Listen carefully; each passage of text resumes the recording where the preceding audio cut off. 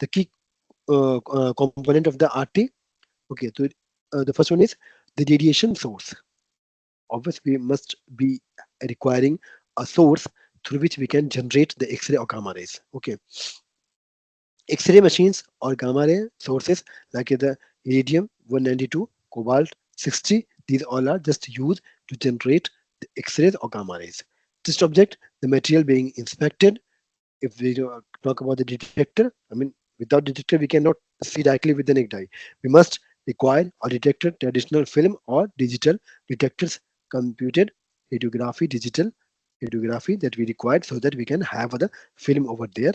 Okay, shielding or safety measures to prevent the radiation exposures, because we know the X-ray or gamma rays are not good for the health. That's why we must having the shielding. Okay, for the safety measures to prevent the radiation exposure. If human bodies are having exposure to the X-rays or gamma rays, then they can harm the skins of skin or the tissues of human body. That's why we must have to take the shieldings. Okay, types of radiographic testing methods. What the different kind of types of the RT method. First one is X-ray radiography. Second one is gamma radiography, computer radiography, digital radiography, and real-time radiographies. These all are just different techniques.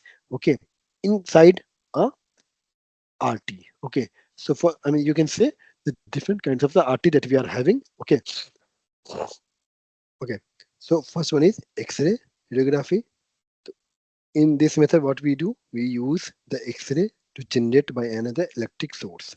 So with the electrical source that we generate the X-ray, and that is known as the X-ray radiography. Okay. We talk about the gamma radiography. Use the radioactive isotopes like the IR-92 or cobalt 60 to generate the gamma rays. Okay. If we talk about the computer radiographies, then use the digital imaging plates instead of film. So instead of the film, what we this category must be in this one and this one. For the both, we can have these categories, right?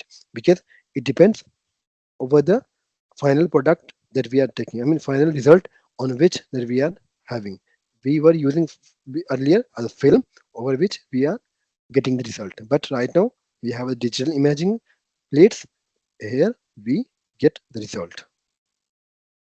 We talk about the digital radiography. Use the digital detector to capture the real-time imaging. So we have an advanced technique, and we can directly capture the you know real-time imaging of the defects, or we can say basically overall a reflection of these rays. Okay, real-time radiographies, the continuous imaging using the fluoroscopies.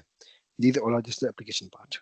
Okay, I mean, suppose if we talk about the X-rays, then they detect the film internal defects in the thin material. We are having, suitable for the thick material. So thick material, we are having gamma rays. As we know that the thick material, X-ray cannot go, okay, inside. That's why we use gamma rays for thick material. For that, I mean, we have a different, faster and more environmentally friendly, then we must have to go with the computer radiography. So these are just a different application part. Okay.